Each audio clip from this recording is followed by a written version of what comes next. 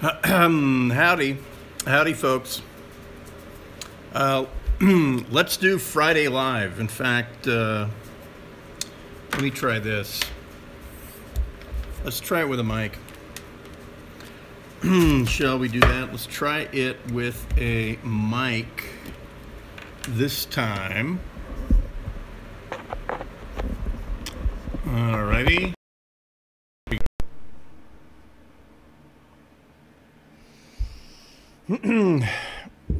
How's that? Sound check, sound check, sound check, sound check, check, check, check. Somebody, come on. Someone say something. Do we have a sound check? I don't care about Roger. What about you? Can you hear me? Okay. Yeah, so the North Koreans launched what appears to be another Hwasong 14, and this time the range is anticipated to be greater by like 25% of the last test. But it's also one of the possibilities is that the North Koreans have put a new engine on it. And this was the engine that was demonstrated in front of Kim Jong-un about 4 months ago, and they made it a big hoo-ha that that a successful engine test had occurred, and it was anticipated that this would be a solid fuel rocket engine that would burn more efficiently and give them a little more range. Otherwise, why would you improve the engine, right? And so that's one of the possibilities of what it was that they tested. The significant thing, and I'm still seeing the American media report this a little inaccurately, when they say the missile went from North Korea into the Sea of Japan. They're leaving out a very, very significant thing, and that is that while in a linear fashion, you might look at that and say, wow, that is really short range. I mean, at that rate, they're going to get here in 39 years. No, just like the last missile test, it's the max ord of the missile, the Hwasong 4 that was shot on July 4th, July 3rd, Sunday our time, but July 4th North Korea time. Its apogee, the height of its ballistic path, was higher than the International Space Station. This one again by a little more. And the reason this is significant, the reason that this works, and I'll explain it. I can explain it a little bit with my Mike 82 aiming tool. You see, when I'm going to shoot an artillery piece, back in the day, before we had computer-controlled ballistics on the barrel and everything, a gunner had to actually confirm the deflection, the azimuth with a compass, and the deflection with this. Actually, the azimuth with a theodolite. You become kind of a surveyor when you go to field artillery officer's basic course. And then with this, you measure the deflection. See, there's a level in there, the whole thing. And you can do micro adjustments here. Yeah, I do. I need like it's called a mic flag, by the way. And this is how you confirm the angle of fire. Well, I'm sorry, not the angle of fire, but the deflection of fire. So if the barrel is down like this, and we use a short charge, just charge 1, say for the 155 millimeter Paladin, we're going to go like 2,000 kilometers. If we do max ord with what we call charge 8 red bag, we go all the way like this. We can shoot that shell almost into space. Now we can shoot that round probably about 25 kilometers into the atmosphere. And we can also, by the way, here's the other thing. We can either shoot like this at a low charge, and we can hit a target 2 kilometers away, or we can shoot like this at a high charge, and we can also hit what we call by what we call high angle fire, and that's a mortar. So anyway, point I'm making is what the North Koreans did was here's the Earth. Let's find the needle. The needle. See the needle stop? That's North Korea. So this is North Korea, and this is Los Angeles, right? Well, how are you going to test the range of your new missile? Are you really going to shoot it off the shore of Los Angeles? No, I mean, that really literally would be an act of war. What you are going to do is you're going to do exactly what the United States and Israel and France and Russia and China do, and that is you're going to hold effectively a live fire exercise. You're going to issue a notice to mariners, a notice to airmen, and you're going to shoot your missile. But what's the data that you want out of the missile? What you want is its range. What is its max expected range? So you fire it out of North Korea, and you don't make it go to SeaWorld. Instead, you fire it out of North Korea, and you let it go as high as it can. In this case, time of flight was 45 minutes. Okay, so it's taken off from North Korea, and here goes the International Space Station. Beep, beep, beep, beep, beep, beep, beep, beep. And here comes the ballistic missile again. And by the way, that's relative. It didn't actually aim at the International Space Station. I'm just saying that the International Space Station is in an orbit like this. The North Korean missile today, the max ord on it was about 3,700 kilometers or a little north. So 3,700 kilometers straight up does not extrapolate to 3,700 kilometers laterally. Way different, because the delta V that you need to get that high up is stronger than what you need to get something across the surface of the Earth. So here's what the North Korean engineers do. They estimate the max ord altitude, approximately 3,700 meters, and then the missile comes down, beep, right there between Korea and Japan. No harm, no foul. Nobody is harmed.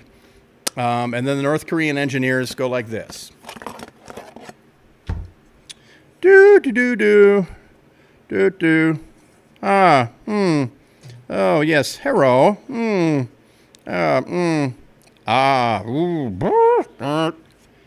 they come up with 10,000 kilometers. They did that at their end because we did that at our end. We, estimating the apogee of the ICBM, we were able to calculate that its range was 10,000 kilometers. Okay, so now, and a little past that. So what does that translate into actual range? Well, that translates into Los Angeles, San Francisco, Seattle. You know, it was one thing when it was all Alaska, when it was all, well, they can reach Alaska, Guam, and Hawaii. Well, you know what? But besides the marker at Kaiser Hospital marking where I was born, I'm pretty sure that marker's there still. I mean, I left it there. Besides that, and then the Arizona Memorial, which apparently is significant as well, a lot of people feel detached from Alaska and Hawaii. And I should remind you, they are states, and that's why I'm a citizen. Bubby. Sorry, I've got a dog going after a mouse here. Lucy, come here, Lucy. This is Lucy, her daughter. Lucy. There's some Lulies. Come here, Luli. Anyway. Lucy was hit in the face by a Mojave Green last year. The second most toxic snake on Earth after the Mozambique spitting cobra. And I wish I was making that up, but there really is a Mozambique spitting cobra.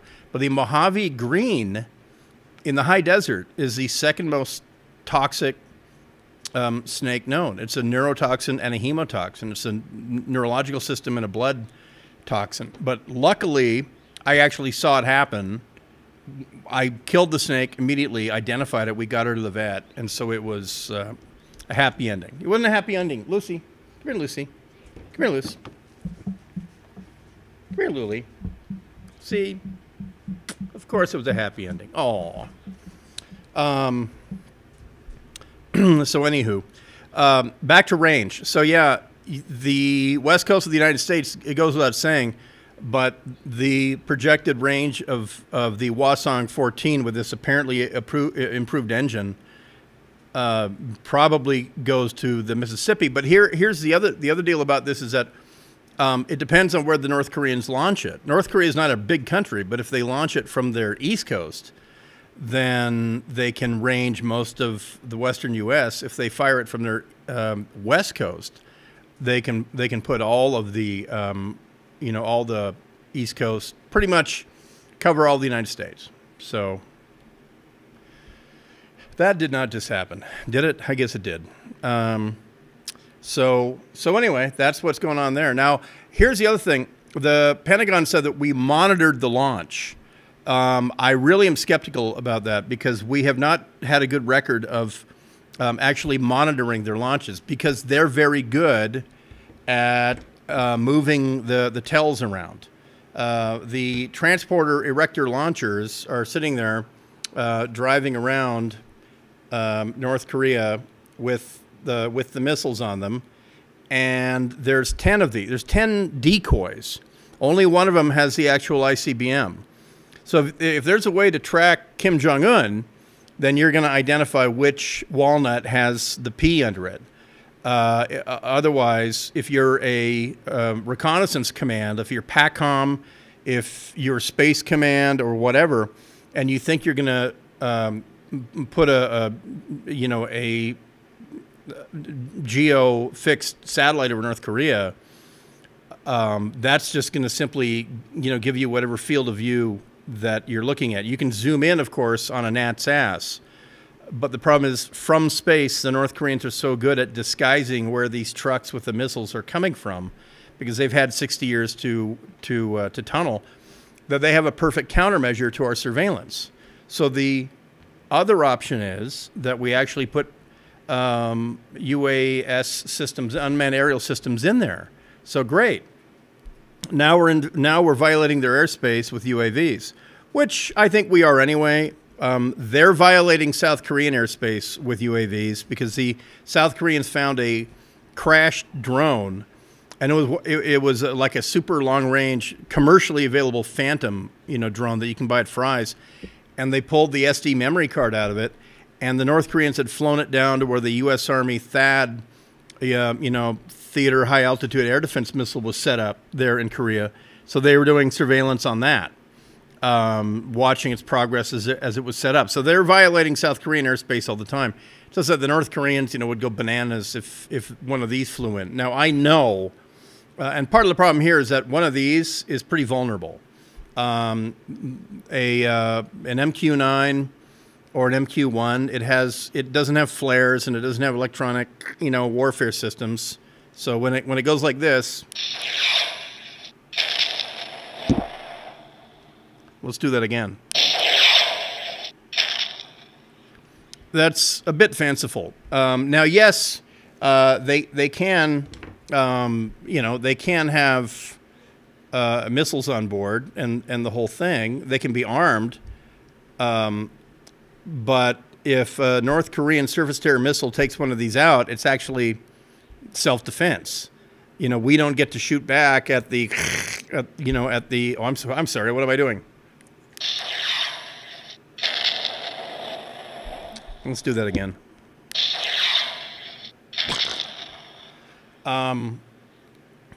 So that's a bit of a problem. We can also do strategic reconnaissance, like with U-2s and things like that, and a lot of electronic reconnaissance. And then here's the other deal, is that we are getting their telemetry. The minute the missile is in the boost phase, it's sending telemetry, and it's basically unencrypted. So we're getting it too. And in fact, the North Koreans want us to get that telemetry because they're pretty confident at this point that their missiles are going to do well, and so far they have. So that is the North Korean situation. Super off topic, but how similar, dissimilar is a Raven to larger Predator? Wait, hang on. To a larger Predator cousin. A Raven. The Raven, which is the drone that I used in Iraq, is effectively like a big radio control plane. It's hand launched. and we can charge the battery that's in it, or we can change out batteries and get it back on the mission. But the Raven has a pusher prop behind the wings, and you go whee like that, off it goes, and it has a 10 power HD daytime zoomable optical zoom camera, and then it has a 5 power infrared optical zoom nighttime camera, and it was really a great system. Once we learned how to use it, you know, the initial thing was, oh, well, you use it before a strike, you use it before a raid, and you do reconnaissance on the objective, and then when the raid's underway, you stop the Raven flights. No. No, you start the Raven flights, and you keep the Raven flights. You keep that, as they say, the unblinking eye, or I guess that would be the unblinking eye.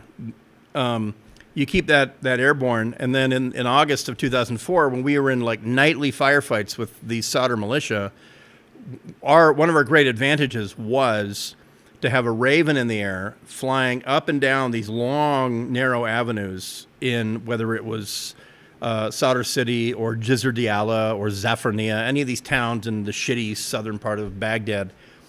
And so as long as you had a direct line to the Raven operators, which in the case of an infantry company, you know, those were our guys. They were usually like our broke dicks, guys with broken ankles and stuff like that.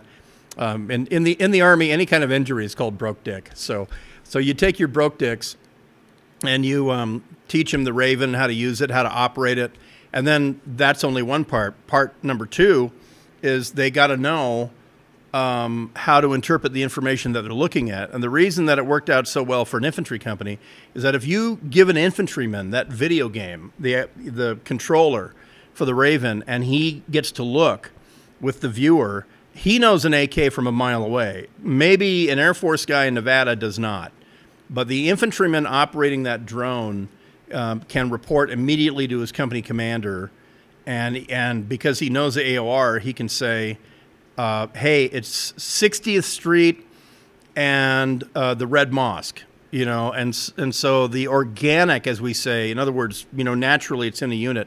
The organic use of drones was immediately realized by all of us who used them. And then the other deal that we were able to do was, yeah, I don't know shit, but I do know that you're sitting here watching my live stream on YouTube, so eat a bag of dicks. Oh, what luck, I have a bag of dicks right here. What's your mailing address? But what we discovered early on was when infantrymen sent the info, do the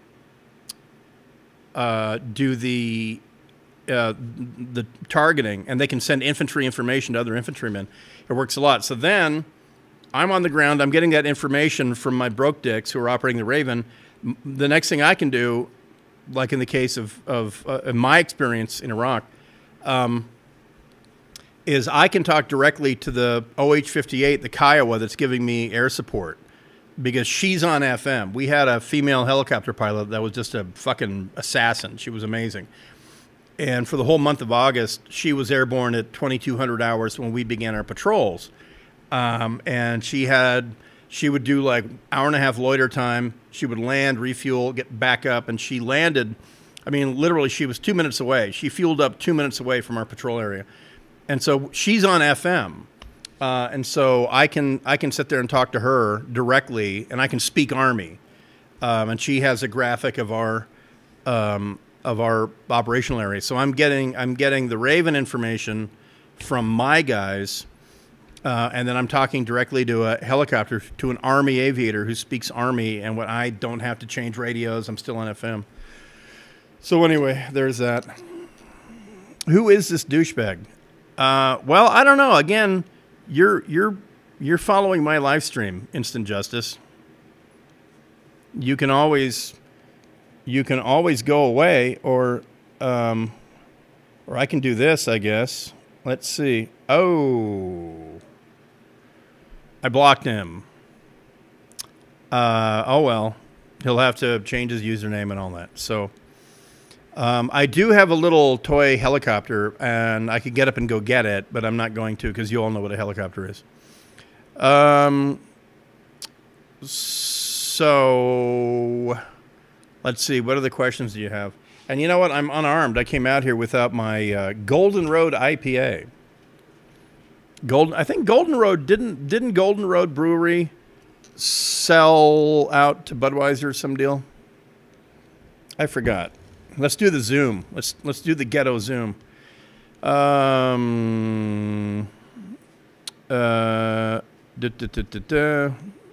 there he is. There's Instant Justice 2. Okay. Well, there we go. Well, I blocked him again, so. This is kind of a problem with these YouTube chats, is that a douchebag like Instant Justice 2 can come on. My 2 cents on the trans thing, it is that they tend to be people who already enlisted before that policy, knowing full well that they might have to pay out of pocket for it. And they're people who want to serve, and they're generally not a distraction. In most cases, no one knew that somebody was trans. The one person that I know, it was 5 years after they got out, and then guys were like, "Dude, did you fucking hear that Owens is becoming a girl?" And we were all kind of like, "Well, yeah, who knew?" And it didn't. The guy in question, there was never, he wasn't walking around saying, "Man, I feel like a woman," or any, Shania Twain lyrics or anything like that. It was never an issue. And then also, I know there's loads of gay and lesbian soldiers in the military, and in general, what I've seen is that they serve very quietly. They don't run around, saying, "Hey, I'm really, really gay and I want you all to know it." They just want to, serve. And one of the worst kept secrets about the Army is that the Army loves lesbians. Lesbians are never a distraction to men, by and large. They don't get pregnant, so they can deploy. And otherwise, any other problems with them are discipline, but they tend to be very serious career people.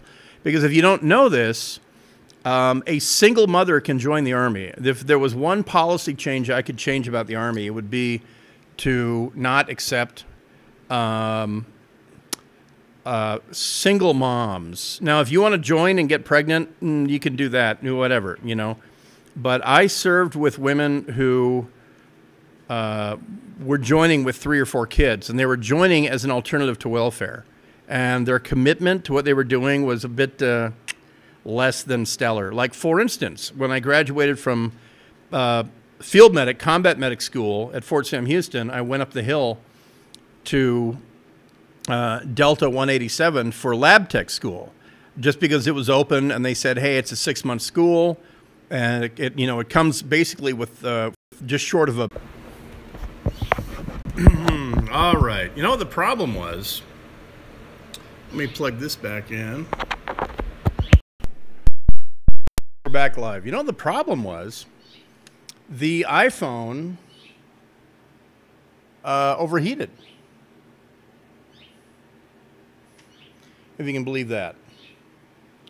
So now I'm going to hang a cooling cloth on this modern piece of technology.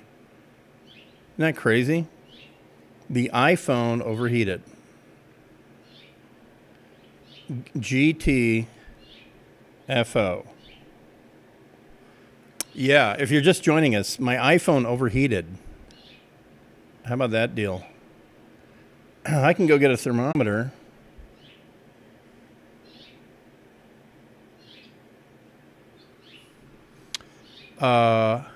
Skipping.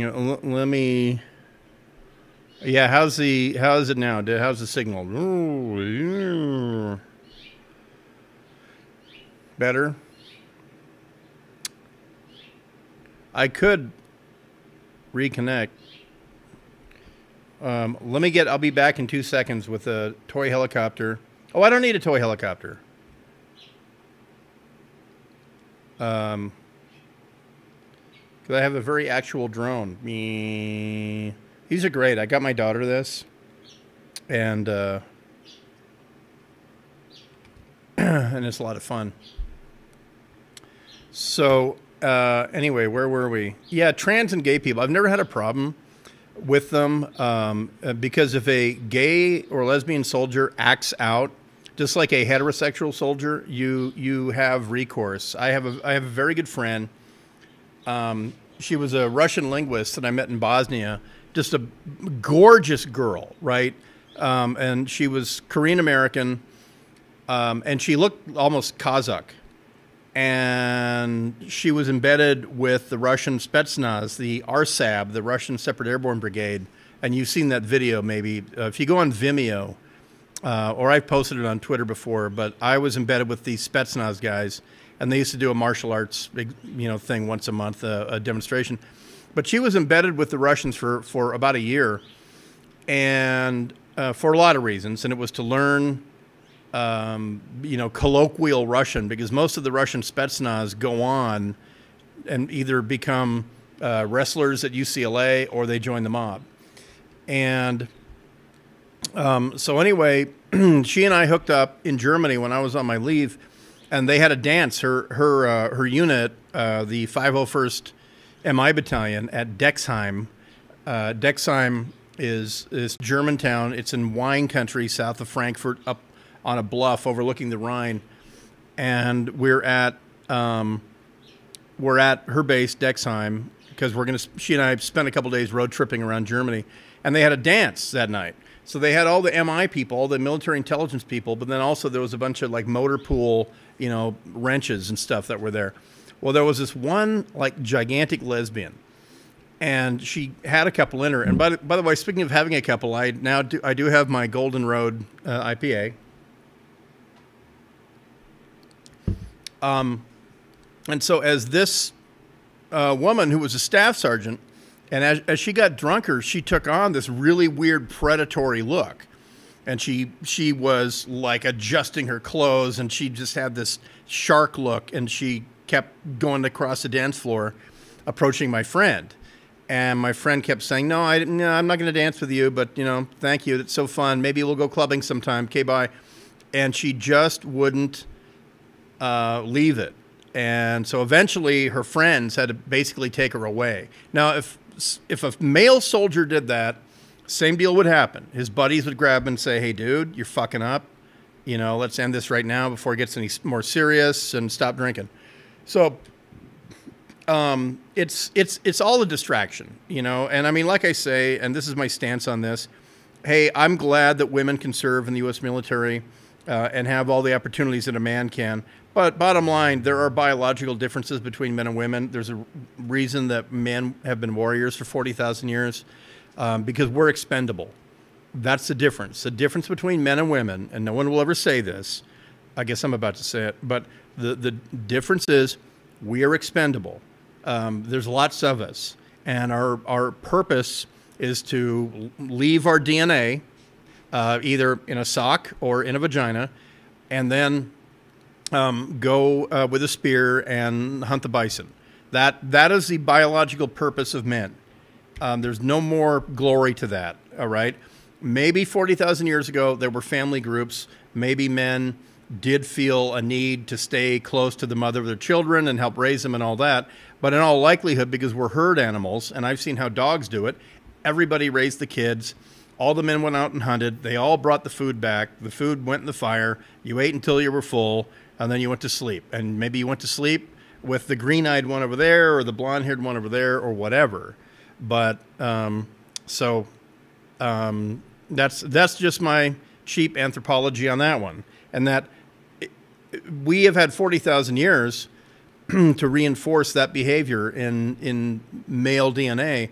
And the idea that with a stroke of a pen, we're just going to change that is a little naive, because you are naturally kind of protective of women in that situation. And I know because one of my best friends in Bosnia was a married woman, mother of one. Now she's a mother of three. And I was really, really, I didn't treat her like a regular, colleague, a regular NCO. I mean, I did professionally, but I didn't let Serbian soldiers talk to her a certain way or whatever. And I didn't let other American soldiers, because she also was burdened by being really beautiful. I didn't let American soldiers disrespect her. Not disrespect her as an NCO, but disrespect her as a soldier. I've had a huge workload this last month getting the Maven.net up, and so the goal would be everyone who's a ConnectPal subscriber. The skin's gonna change, and you're gonna get a thing called the Maven, where the podcast will reside there as premium content, and you're already in there for that.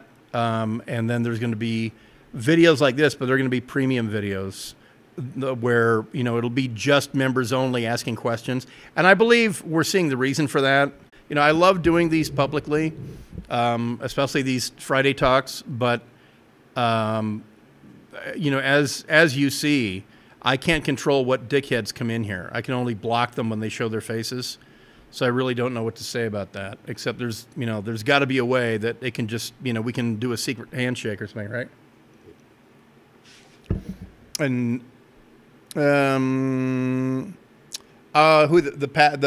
DNC, the hard drive crashers? Yeah, I'm not really getting into that. Maybe tomorrow night, but and this is, by the way, this is a Columbia River knife and tool.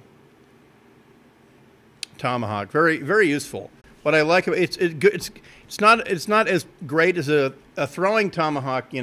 Doesn't have a pommel end, but a war tomahawk has a slashing blade, has a sticking point, has a blade here, and then has a skull crusher there. And this also works as a tent peg hammer. So, yeah, I got to say, Columbia River Knife and Tools. Yeah, they're made in Taiwan, but they are excellent. And I have beaten the living shit out of this thing, and I cannot destroy it. So good on them. Here, I'll go like this. And for a machete in my bug out bag, right here. For a machete, I use the Columbia River Knife and Tools, the Ma. Get it? Ma machete. This was designed by Ken Ma, who's a martial arts dude, and it's excellent. Excellent blade, excellent balance. What I like is that angle where you can have a thumb down there and you get maximum chop when you chop logs or whatever. There's there's a really weird thing. I don't know why Americans don't do this or why we're not taught to do this, but there's a thing that everybody else on Earth does with a knife blade that we do not do. And that is, would you ever chop wood with this knife? Maybe not, right? So what you would do is you would put this on a pipe or on a log or whatever, and you would take another piece of wood, a smaller log, and you would bonk it down there. We don't do this. We don't teach that knife technique here in the U.S. I don't know why. Who? Me? What? What are you talking about? I'm cock-blocking Gary and Shannon? What do you mean? How am I cock-blocking Gary and Shannon? I guess they're on for 10 more minutes or whatever, right? I don't know. Then listen to Gary and Shannon. See, I have my shortwave AM/FM right there. I was listening to them, so no, that's not true. I love them. And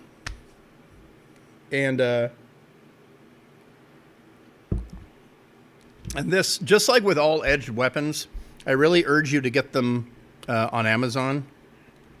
I would love to tell you that Big Five has this, for nothing. But anything you see in Dick's Sporting Goods or Big Five or whatever, immediately Amazon it. So, Monday, Tuesday was the first time in a long time I listened to Handel in the morning. What a coincidence.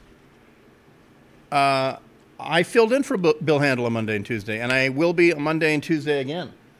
And then, by the way, remember America Now, when Andy Dean used to be on America Now? And then Meghan McCain, and I used to fill in all the time.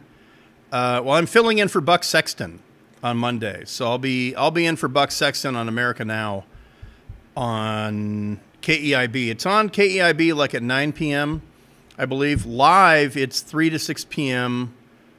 West Coast.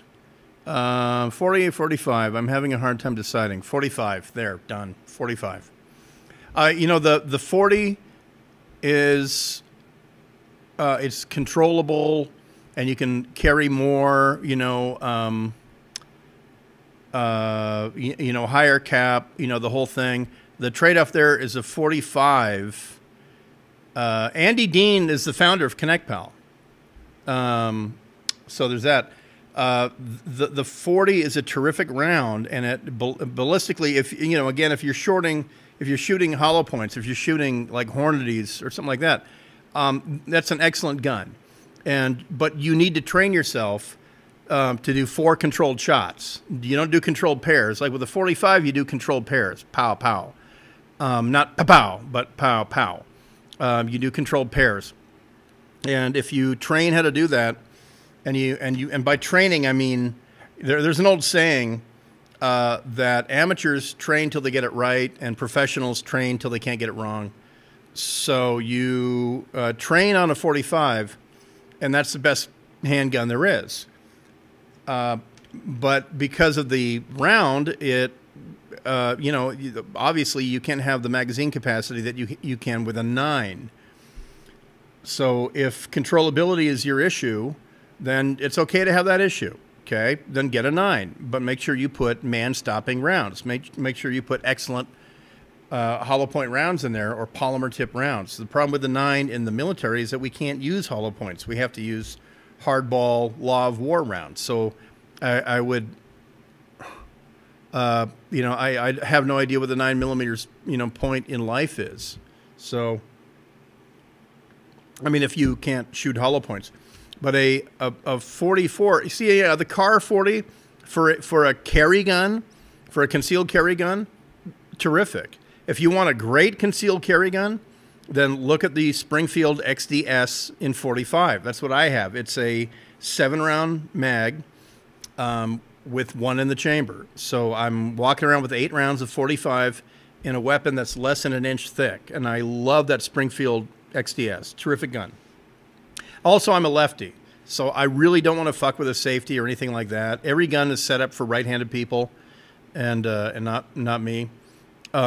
So anyway, I got to say, I'm not that guy who's like, oh yeah, 45 or nothing. But if I carry, it's a 45.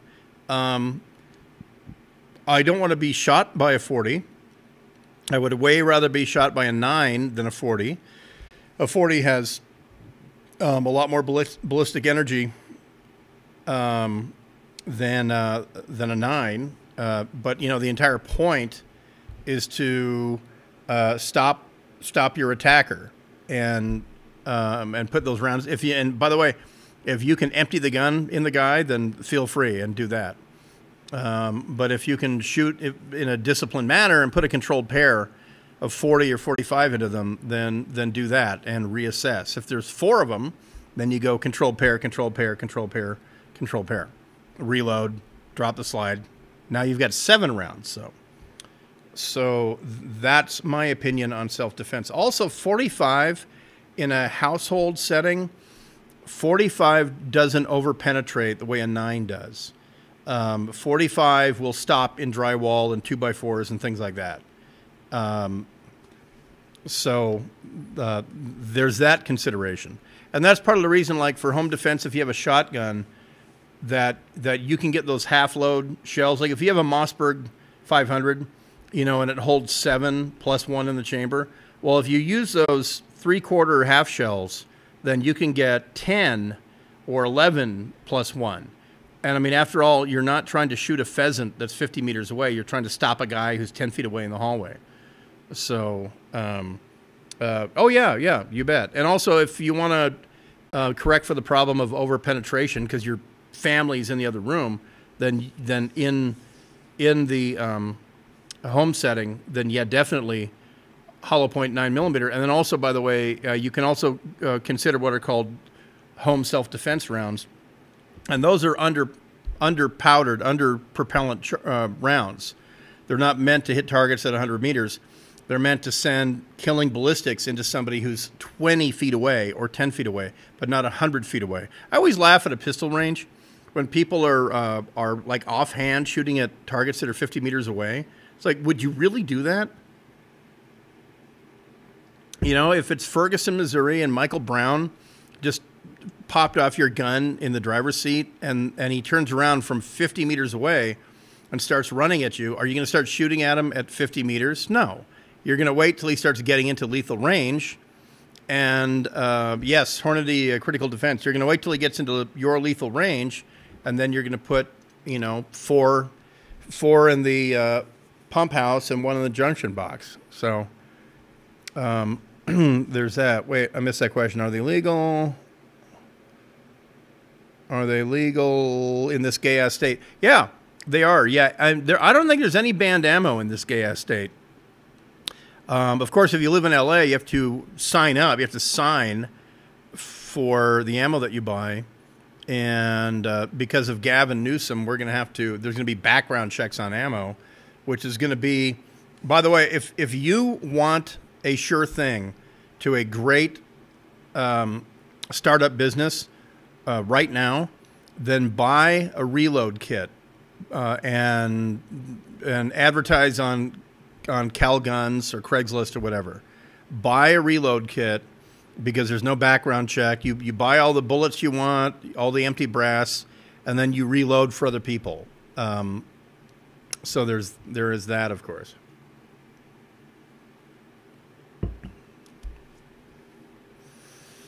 Let me get rid of the earth. Yeah, so the iPhone overheated. If you're rejoining us, my iPhone overheated. I'm in my garage. It's 104 out there, but the aluminum on the iPhone accumulates heat.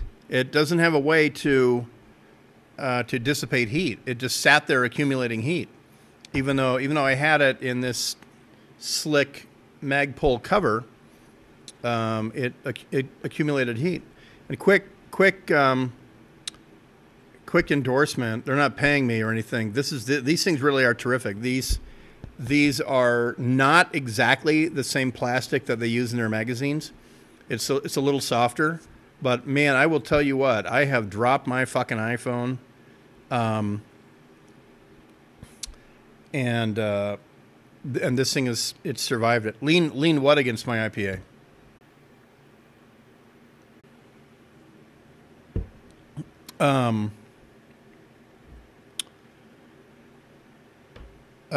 What was I going to get? I'm going to get an LG. I'm going to get an LG because one big drawback on iPhones is they don't have removable memory, that's gay ass is what that is. And so, I mean, I can go from my VR camera to my GoPro hybrid, you know, and I can take a memory card out of this, 64 megs. And if the phone gets too full, I'll take that out and I'll put it in another device. And it's just, it's dumb to not have removable memory. I mean, it's really stupid. I hate that. Oh, back it up on the cloud. Okay, but it's not, you know, backing everything up on the cloud. Why is some stuff staying there? Who wants to hear, you know, the debate about Hitler and Dunkirk and why did Hitler allow the British to stay there and evacuate? Come on. There we go. My M82 declinator. I know, yeah. But if you, yeah, that's the one I'm looking at. I might do that trade-in with the LG. V10. But there's a book that I highly recommend to any World War II scholar. And by the way, it doesn't make you a Nazi if you buy it, but this. These are English translations of Hitler's, the Führerbefehl. Yeah, there's a machined flattened part on a howitzer barrel that's absolute level. And that's, I was showing that about how the North Koreans are calculating range on their missiles. And for instance, the Germans invade France on 10 May 1940, and they're immediately, kicking ass. The British are retreating.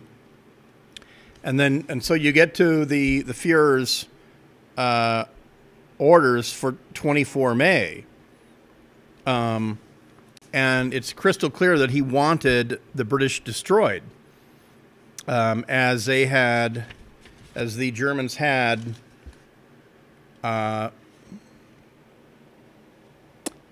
swept in and surrounded the British there, and then the other German army groups went south.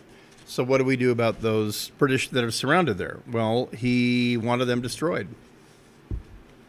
Until he did a amendment to the order and said, hold up, and don't destroy them right there. So anyway, it's an interesting book. Very interesting book. As the Battle of France ended and they turned to the 8th of June, 1940, as the battle was ending, and you get Führer Directive number 14, how to wipe out the French and the final leftovers of the British. Then you get to the end of the Battle of France, 14 June, and the Führer is telling them, Directive number 15, the enemy, compelled by the collapse of his front, is evacuating the Paris area and has also begun the evacuation of the fortified area behind the Maginot Line. Paris has been declared an open city by means of posters. It is not inconceivable that the main body of the French army may withdraw behind the Loire. So anyway, the British win on that. Hey, my wife just texted me and said it's bad news Friday. Reince Priebus has been fired. Steve Bannon is done, I guess, quote, sucking his own cock. Reince Priebus has been fired. Anyone surprised? Anyone? So it's the day of the long knives. So I never liked Reince. I never understood why Trump even had him. It's the old thing about keep your friends close and your enemies closer. Or in Trump's case, keep your Bannons close and your Priebus closer. So, well, this is why I recommend this book. And look, I got it for $5.95 at Iliad. Is that you see in this book that during the offensive, like the Battle of France, Hitler was adjusting on the fly. He was really good at changing the plan and putting that out in pretty clear orders. So Führer Directive number 16, France has fallen, and Hitler almost immediately transitions to how do we soften up England for the invasion. And since we're here at the, basically we're here at the beginning of the 77th anniversary of the Battle of Britain, this is what Hitler said on 16 July 1940. The Führer, this is the order to the Führer and the Supreme Commander of the Armed Forces. 16 July, 7 copies. He says, quote, on preparations for a landing operation against England. Since England, in spite of her hopeless military situation, shows no signs of being ready to come to an understanding, I have decided to prepare a landing operation against England and, if necessary, to carry it out. So that's a two-step thing. He was going to make it really clear to the British that he was preparing for an amphibious and airborne landing. And if they didn't, if Churchill didn't acquiesce and start negotiating, he was going to carry it out. The aim of this operation will be to eliminate the English homeland as a base for the prosecution of war against Germany, and, if necessary, to occupy it completely. He understood that if England stayed in the war, the United States eventually would get in the war, and England would be a giant aircraft carrier. You know, doesn't take a genius. I therefore order as follows. 1. The landing will be in the form of a surprise crossing on a wide front from about Ramsgate to the area west of the Isle of Wight. Units of the Air Force will act as artillery, and units of the Navy as engineers. Pretty interesting way to put it. The possible advantages of limited operations before the general crossing, i.e. the occupation of the Isle of Wight or the county of Cornwall, are to be considered from the point of view of each branch of the armed forces and the results reported to me. I reserve the decision to myself. These preparations must also create such conditions as will make a landing in England possible. Then he goes on that. Anyway, it's really interesting because he was a top-down leader, and he gave, for a guy who was in the trenches, for a guy who was a Frontschwein, as they say in Germany, a front pig, a combat infantryman, he really had a great step-back strategic vision, almost better than his formerly trained generals and field marshals. And that's what's really remarkable about this. However, because of his interference in a lot of day-to-day issues, which was really bizarre and inconsistent, he put his military into a position where it was virtually untenable. And this is everything from going into Russia with a unitary command and a single vision, and it was get to Moscow. And then halfway through, splitting that off. And this would be where a effective leader would listen to his sub-leaders saying, sir, that's some stupid shit. Let's do this. Let's go to Moscow first, then go south. But not only did he not, he couldn't ignore that advice because it was never given to him. So then, for instance, on tactical level things, this is what's really bizarre. There's a war going on. You're supposed to be looking at the big picture. And then the invention of mass-produced jet aircraft by Messerschmitt and the Me-262 comes along. And Messerschmitt says, hey, we have a demonstration for this new type of airplane for you. It's really amazing. It's faster than anything that the Allies have, and we can shoot these bombers out of the air. Hitler looks at the Me-262 and he says, put bombs on it. And instead of Messerschmitt saying, not the point, we designed this thing as a fighter. It's higher and faster than anything the Allies are going to have for 2 years. It's an advantage that might turn the air war back in our favor and wipe these B-17s out of the sky. And Hitler says, don't care, put bombs on it. Just idiotic. I mean, really, really idiotic. So, and by the way, thank God, because the world would be a far different place. What was the question? Have I ever been inside a black woman? Why is that germane to our conversation? I mean, point in fact, the answer is yes, but that's not the point. Yeah, he probably resigned last night. That was probably a phone call.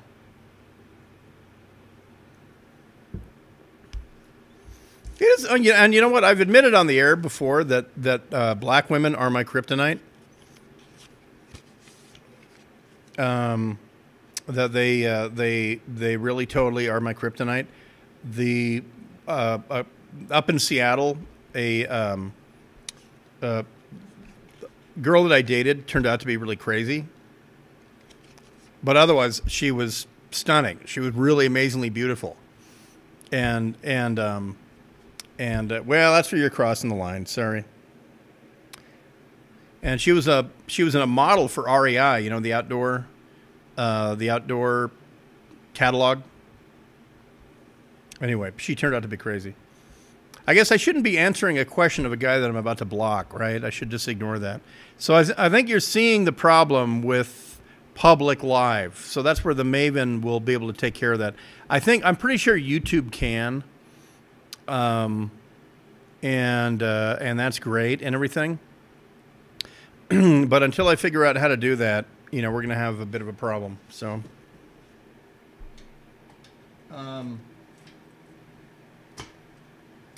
then let's see. Let's see. Oh. Excuse me. That was a chair. That wasn't me. Here's an interesting mod, by the way. This, you go to Big Five or whatever, and you buy these wire saws like this. You know, and these are terrific. The way to use them is you don't put your thumbs in here. You just go to you go to darksecretplace.net and just subscribe. That's all you do. But the way to use these is you don't use your thumbs in these. You go and you find hardwood sticks, and you know, you put them through here, and then you grab them like that, right? So anyway, that's how you use a wire saw, and they work well. They work very well. But there's a second use for these, but only if you make this one modification.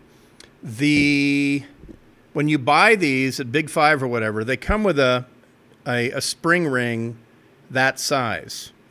Well, now go to Home Depot or go to usually anywhere where they cut keys, like a Walmart or whatever. Go to one of those places and get one this size and put it on the other side. So it comes with this. It comes with two of these. Take the other one off and put one this size on. Because now, when you straighten it and you go like now you can go like this, and now you have a snare. Now you have a snare trap.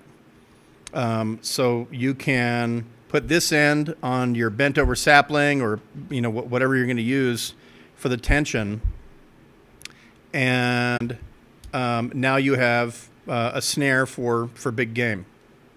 It's it's just a quick little mod that you can do and make this baby, you know, into a snare. And this is like totally oh shit, you know, kind of stuff. You forgot your food. You're on the Pacific Crest Trail between, you know, Kernville and, you know, fucking Portland. And you don't have to worry about what are we going to use for a snare. So you do that. Shout out to the Cal Guard from a guy in the 101. Okay. All right, so the puking chickens say hello to the Cal Guard. I'm kidding. I'm just jerking your chain. What knives would you suggest for a knife collect? I don't know about collecting. You know, camping in SoCal is real hit and miss because if you go on the weekends, you know, it's totally overcrowded. If you can take, you know, a Wednesday, Thursday, or a Monday, Tuesday, then you can get access to some pretty great national forest campgrounds, such as Kernville. Go to Kernville and go up the Kern River. And no, I highly recommend nobody ever camp in Alaska in the summer. If you think you've seen big mosquitoes in your life ever, then go to Alaska in the summer. And this is what Alaska is like in the summer. Yeah, isn't this great? This is awesome. The biggest fucking mosquitoes you've ever seen in your life are in Siberia and Alaska. It's insane. And you cannot camp there. And all of the garlic and match heads, there's an old remedy that you eat sulfur match heads and you keep mosquitoes from biting you. And then you eat garlic. You know what? Try that. Go ahead. Try it. Good luck. Good fucking luck, man. I did all those tricks in Alaska. The only thing that worked was tobacco, was pipe tobacco. Smoking pipe tobacco and then blowing in your hair. That's the only thing that worked. And that, by the way, that's what mountain men and Indians used to do. Because, of course, they didn't have girlfriends. So if you can do that. Anyway, back to weekday camping. So here in Southern California, if you can pop up to Kernville, then you go up the Kern River, stop in Kernville, go to Kernville Brewing. By the way, this is my Stanley camping mug, and it's thermal, right? And you know what the best part is? Bingo! And it's got a little holder there for that, for your implement. But you go north of Kernville, and you're on the Kern River, which is filled with crayfish. And weekdays, Monday, Tuesday, Wednesday, there's nobody there. And you can do, I think it's like $10 per day. There's some great campsites. And you can just drive up, and the guy who lives in the trailer at the various campsites, he'll give you what's open. You can go online and get reservations for them, but generally you don't need them. You can buy all the groceries you need in Kernville, and then go 15 miles up the road up the Kern River. There's a small dam about 10 miles up that you can park and swim in. So I'm giving up all the secrets here. The river is way up this year, way, way, way up. So you go through Bakersfield, or you can go up 14 to 395. And as you drive up the canyon, and I highly recommend going Bakersfield because it's beautiful. But anyway, the river's way up, but the water's phenomenal, and there's crayfish all over the place. And so your kids, and here's the thing, find a bend in the river, find an area that's not running really fast. If you have kids, make sure they're wearing shoes, watch them, but get out there in the river, and you can just grab crayfish by the handful. And the other thing you can do is you can take a bratwurst and poke holes in the bratwurst and hammer it in with a stick and give it about an hour. You come back and the crayfish will be all around it. Or you can put a net down or a laundry bag and put a bratwurst in that and just lift it up, and all the crayfish are in there. And make sure you have, here's my advice on this, by the way. Have 2 pots of boiling water, one boiling and one almost boiling, or both boiling. The crayfish in the Kern River, thing one, dip them into near boiling water or boiling water real quickly. I mean, for 5 seconds. Just whoop, put them in there, right? Then pick them out and then put them in the cooking water and put them in the actual boiling water for about 2 minutes, no more than 2 minutes, or until they turn bright red, and then take them out. And your kids will go crazy because you just sit there and you pop the tails off and eat the meat. And if they have big claws, just eat the meat out of the claws. My daughter went crazy up there catching the crayfish and then cooking them. Because I don't like camping anywhere without running water. And so the Kernville River is a great, great find. And if you're in LA, you can be up there in about 3 hours. If you leave at 7 or 8 in the morning and you're going north, you're going opposite the commute, you can hit Bakersfield in about 2 hours.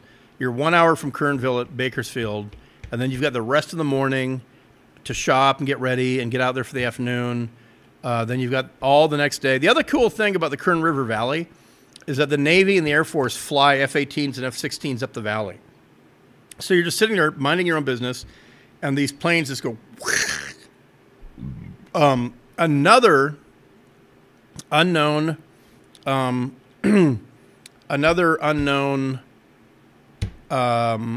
camping place here in, he's from Bakersfield. There's Merle Haggard Boulevard and Buck Owens Boulevard in Bakersfield. Buck Owens and Merle Haggard are both from Bakersfield. And they both have streets named after them in Bakersfield. So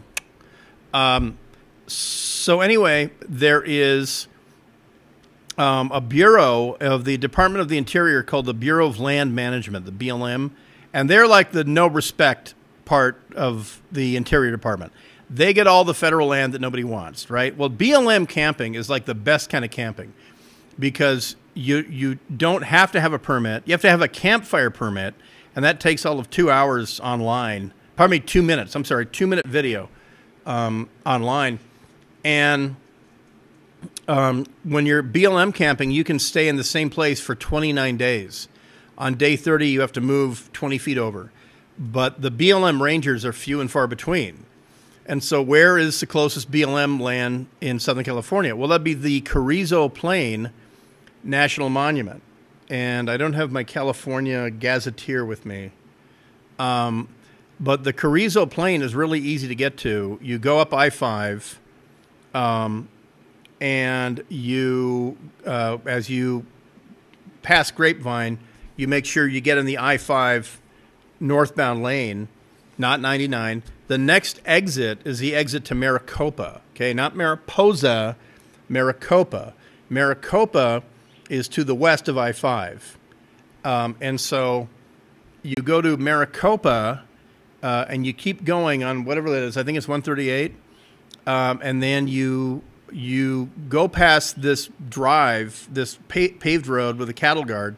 You drive north into the Carrizo Plain National Monument, and bring and I got to tell you, a decent all-wheel drive. Any Subaru can make it anywhere. I always take my Land Rover, just because I like it because it's so big. But if you can camp out of the car anywhere, there's nothing worse than there's nothing harder than all-wheel drive. You know, you do not have to be some super skilled four-wheel drive, Rubicon, guy or whatever. It's really simple. Bring a lot of water. I highly recommend bringing hammocks, not air mattresses or whatever. Bring hammocks, and you can park close to a pinyon pine, and you can hang 2 or 3 hammocks off those and tie them to your roof rack. That's the easiest thing to do. Should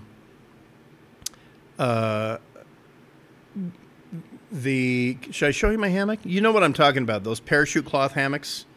Wait one. Yeah,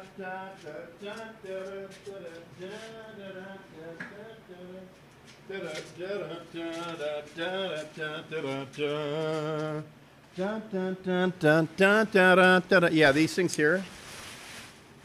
See, it can work as a signaling cloth. Help me! Or as a bed. These are great. They fold up into nothing. They don't cost very much.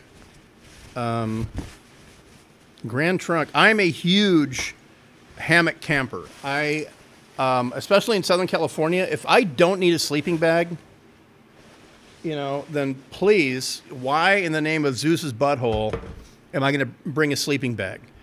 So I don't. I'm a big hammock camper, especially in hot weather. There's nothing like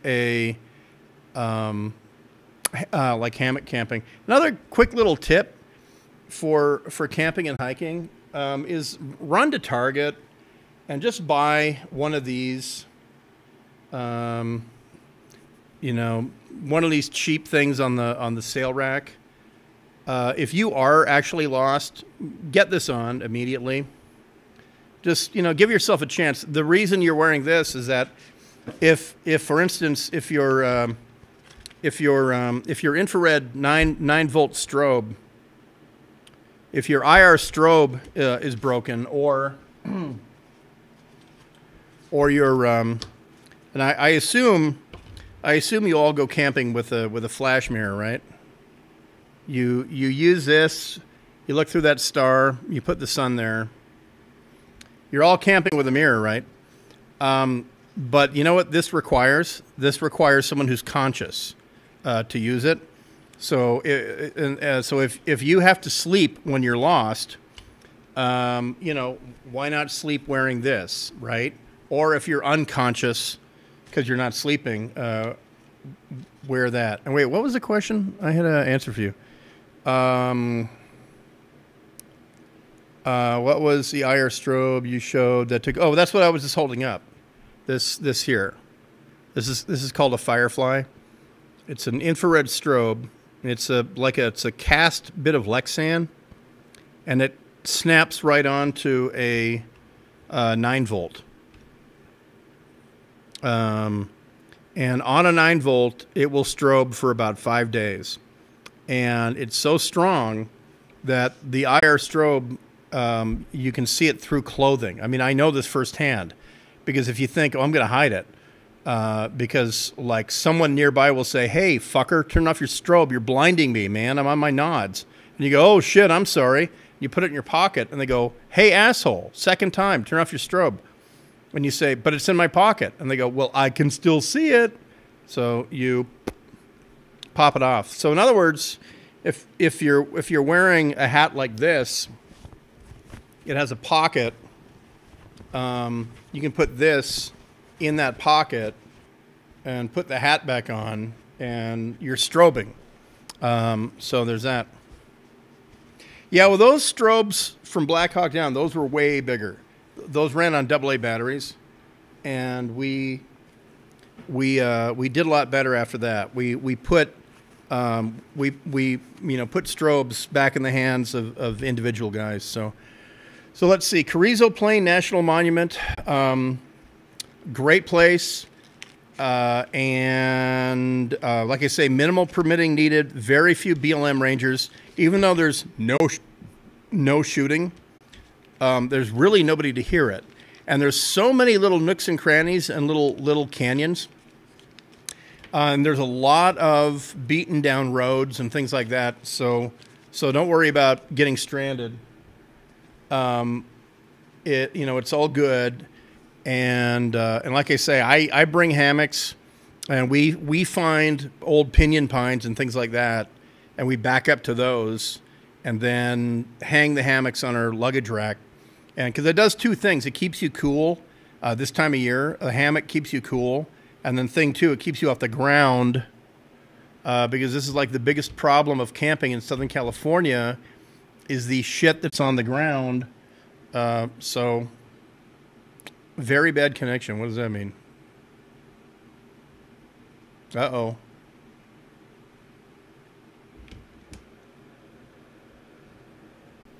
All right. Yeah, I changed my Wi-Fi. And now it says very bad connection again. Is it lying?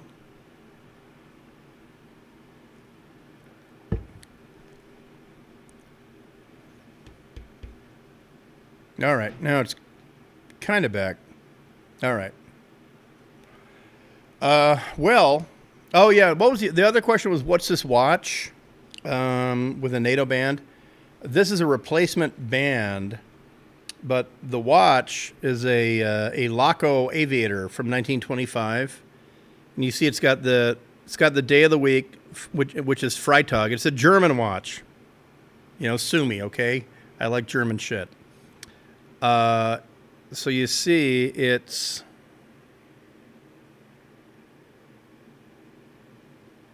Freitag. And it's an aviator's watch, but it's called a Laco, L-A-C-O, Laco. It's a Laco 1925. And then I have one with a traditional dial, but I like the aviator dial. I like the minutes because because I'm not retarded, I know what hour it is. And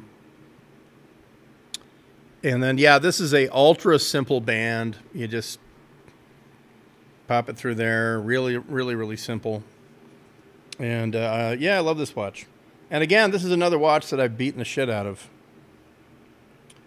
And it just seems to keep going. What was the other thing?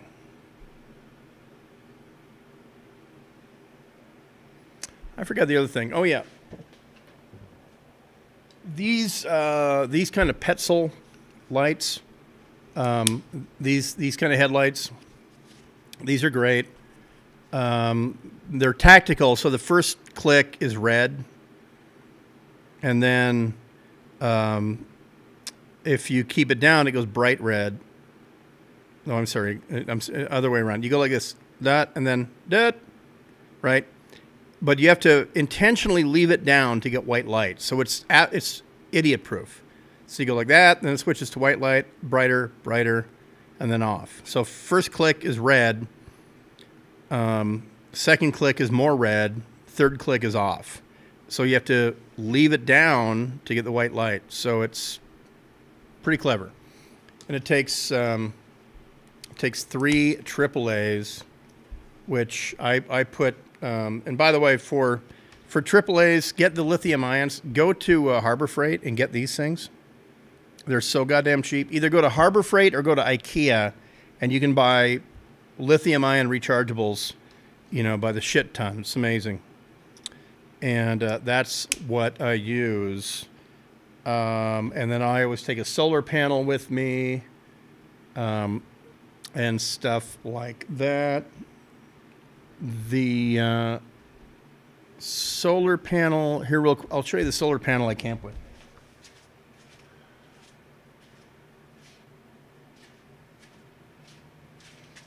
there's a couple different brands and types, but this one here, Wagantech, it's got multiple voltage out. It has an oh shit emergency light on it there. Hey, there we go. And you can do two things. You can either charge up the battery that's in this, and so you should always leave it open. Always top off the battery. And you can direct charge an iPhone or whatever with this, or if it is fully charged and you're hiking or whatever, you now plug it in, and you have two options. You have a 1 amp out or a 2 amp out, so you can like lightning charge, or you can do two things at once. And this will charge 2 cell phones twice, or 1 cell phone 4 times. And then over here, you can change the voltage. And the way to determine what the best voltage is for your phone or whatever is plug it in, and then turn it on, tell it to start charging, and then actually just switch this until the charge thing comes up on your device. Like what I discovered is that an iPhone has a different charge, a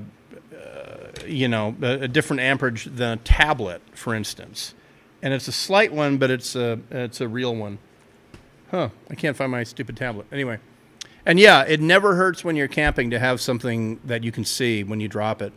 That's why, like, stupid things like sporks.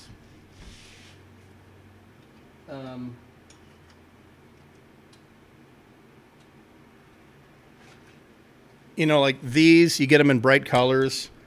I carved this out of birch for my daughter for camping.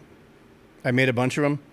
But then we started losing them, and so I put bright, mini 550 cord on them. And then if you're stupid enough to buy a $20 titanium spork, like at REI, if you're that retarded that you buy a titanium spork instead of a $1.99 plastic spork with a knife edge, a fork, and a spoon, instead of $1.99 for something like this, if you're dumb enough to spend $20 on a goddamn titanium spork, then you better be smart enough to put a bright orange, oh shit string on it. Or else every time you go camping, you'll be saying, oh, we're not leaving till I find my titanium spork. So, yeah. Well, those are the racing spoons. The British SAS love the American MRE spoons. The MRE spoons are about this long. The handles are about this long. And they're great. They're almost, you can run them through the dishwasher for 10 years. So it's a weird, go on Amazon, look for it. See that? Wagan, W-A-G-A-N. See that? Look for that.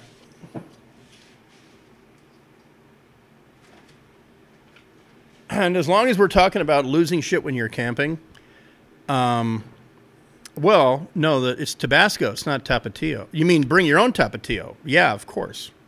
You kidding? As long as we're talking about shit that you're prepared to lose when you're camping, I can't recommend this highly enough. This is the French Opinel knife company. Have been around for like 150 years. These are some of the original climbers' knives, right? And this thing is just amazingly simple. It's a wooden handle. I think it's birch. Pretty good wooden handle. A very high carbon blade with an extremely flat edge on it, so that if you have a sparker, this will get you a good spark. Super simple lock.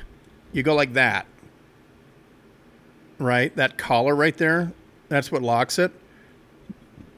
So you can lock it closed, or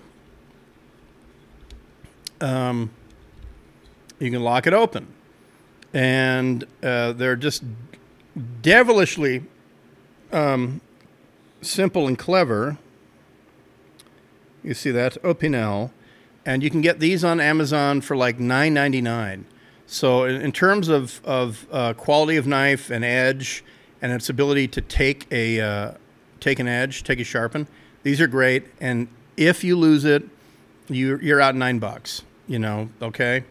And now if you're with that guy who brought his fucking, you know, Edgemaster 3000 and he paid $250 for it or whatever, and he didn't think ahead enough to put a dummy cord and then put it on his belt loop, and he puts it down and walks away from it, you're going to sit there at the campsite all Sunday because he's not going to leave because, bro, I'm out $300. And it's like, no. You were out $300 when you bought the fucking thing or when you came camping with it. So there's that. Brian knows you have seen the Emoji. I haven't seen it. No, it's not. It can't be. The Emoji Movie is not. It can't be the best movie. It has to be probably one of the worst. Anyway, and as always, there's two kinds of compression sacks that you can get. There's this kind, which, you know, these are great. They're waterproof. You know, you dump shit in there, and then you close it up and you roll it down. Okay, that's all good. You roll it down and then you go like this, and now it's sealed. Maybe you have your underwear or whatever's in there. Here's a problem with these. Where's my shit? Wait a minute. Is this the one with my socks? I wouldn't know. I can't see. I highly recommend. Wait 1 second.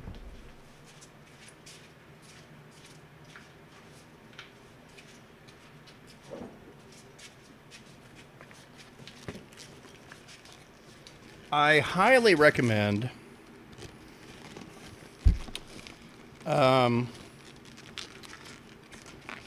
getting a clear one or getting several clear ones.